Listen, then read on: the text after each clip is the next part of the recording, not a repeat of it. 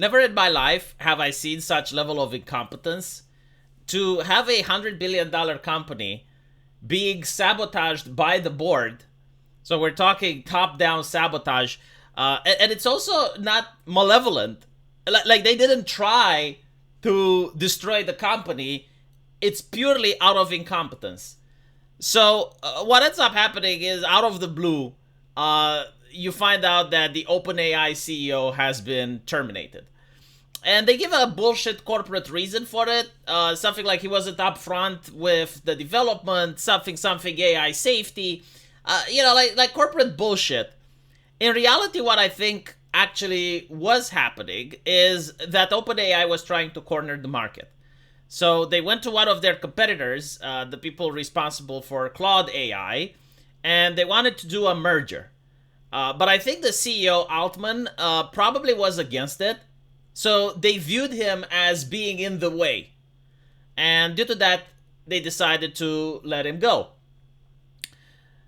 But everything went to shit after that, because the company, which has Claude AI, didn't want to agree to a merger. And the investors in OpenAI were also shocked about this decision. Apparently, they weren't being consulted. Microsoft, for instance, last time I checked, they owned something around 40% of the stocks.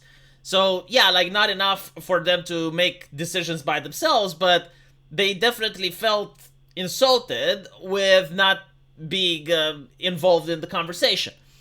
So they fire their CEO, the merger doesn't happen, and then they bring a second guy in, and the second guy tells them to fuck off, bring the first guy back, and he resigns. So then they try a third CEO, which was the ex-CEO of Twitch. Thank God that didn't happen. And the ex-CEO of Twitch was like, I want you to prove me that Altman was fired for legit reasons, and if you can't do that, I'm quitting. So now they're in discussions, they're in negotiations with getting Altman back, because Altman is very important, since without him, apparently 75% of the employees working at OpenAI threatened to quit. But literally, this is capable of destroying the company. You know, if the people who make the company, and this is something that I noticed a lot of people on Twitter don't understand, or journalists don't understand, if the people who make the company leave, even if the company maintains its same name, even if the company maintains the board and maintains the people in leadership, it's not going to be the same company. And usually it becomes something worse. So, with all this in mind, it looks very bad for OpenAI. And what I think is going to happen in the future is that Altman is going to come back, and the board is going to have to resign, as well as the person that they were plotting with, which seems to be the chief scientist, Ilya Sutskever. I hope I pronounced it properly. Which initially was forced to apologize on Twitter, saying, I never intended to harm OpenAI. I love everything we've built together, and will do everything I can to reunite the company. So, there's several possibilities. Number one, the negotiations take place, and Altman comes back. People on the board are going to have to quit, and you're going to get a new board.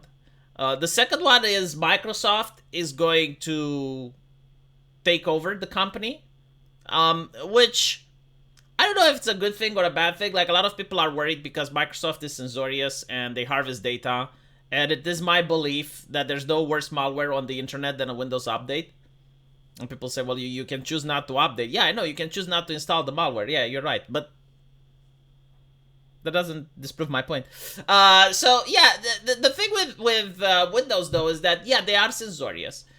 And they also try to influence how people think, and they harvest data from people. But OpenAI does the same.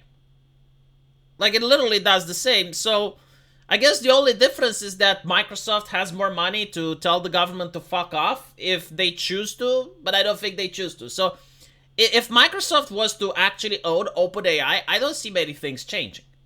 Like, OpenAI in itself is an evil company. They are putting on a good product, but they are an evil company. I mean, just take it into account that they are called OpenAI, but they chose to close it. One of the most evil things that they did, and this is like comically evil, is they scrape the internet for data in order to train their AI, but then they update their terms of service saying that you can't use the stuff that their AI generates in order to train another AI. So it's a little bit hypocritical, isn't it? It's like, okay, so they get the stuff for free from the internet, but if you try to harvest data from them, they don't allow it. I don't know how they can legally enforce this, but the very fact that they put it in TOS, it's quite telling.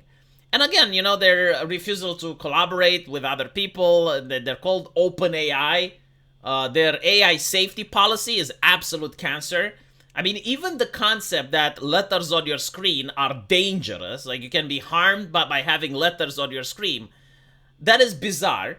But a lot of it is being pushed by the government, especially the Democrats. I mean, Kamala Harris was named the AI czar, so this AI safety bullshit seems to be government censorship. It is what it is, and it's trying to launder the censorship through the public sector. I mean, the whole thing with the United States is that it cannot censor because of the First Amendment, but it can use private companies and pressure them in order to censor. Now, you see this with Twitter, you see this with social media, with the Twitter files, like the censorship of the internet is definitely there. Anyone that uses the internet since 2016 is absolutely aware that you don't have search engines anymore, you have pitch engines. Like, the message is quite controlled.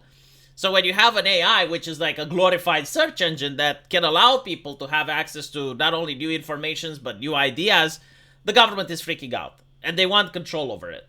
So they're trying to push this thing with AI safety. It's like, yes, we need to keep people safe because, you know, like harmful messages that are generated by the AI. And it's like, okay, but like there's nothing that the AI can do, which a team of writers can't do better. Whether it's promoting right-wing politics or left-wing politics or, you know, teaching you. Like even one of the things is like, well, what if it teaches people how to do napalm? Like, this is a joke. It's like, okay, but like you can go to a library in real life and you can learn how to do it. Like, the information is not government secrets. Knowing how to do bad stuff is available to the public if someone so desires. Or you can talk to a chemist. I mean, again, like these informations aren't secret. They have been open to the public, and they have been available on the internet before 2016, probably even before 2018. Just because like someone knows how to do it doesn't mean that someone is, you know? But let me know what you guys think. And if you like the video, please subscribe to my channel. Helps with the algorithm. And I'll see you guys in the comment section in the meantime.